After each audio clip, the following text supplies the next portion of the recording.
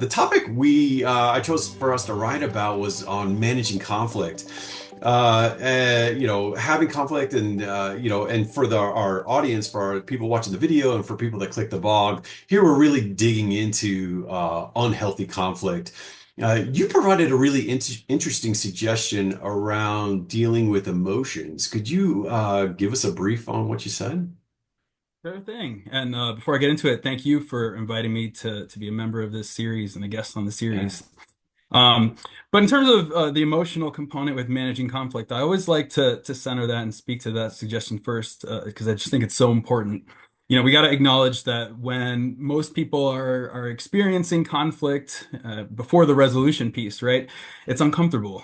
We're going through a lot kind of behind the scenes, and oftentimes we can avoid that conflict. And then when the final thing happens, like the last straw that sort of breaks the camel's back, Yeah. sometimes it's then that leaders or other individuals then just jump up and say, okay, now it's time to really get in front of this thing and manage that thing. And so while that can seem like the appropriate time, it's not always the best time, because when Yeah. we go into those situations, when we are emotionally charged, or when others in the situation are emotionally charged, it's just more likely that we'll make mistakes, we'll say things that we'll come to regret. So having that awareness of the emotional state of everyone involved is an important prerequisite step to make sure we're resolving the conflict, not just, having some revenge response or something like that. Yeah, right on. Yeah. And by the way, in your response, you also said something that I thought was interesting, and it was about assessing the two different types of conflict. So whether it's performance-based or related conflict versus personality-based, and I thought that was an interesting distinction. So could you talk about that a little bit?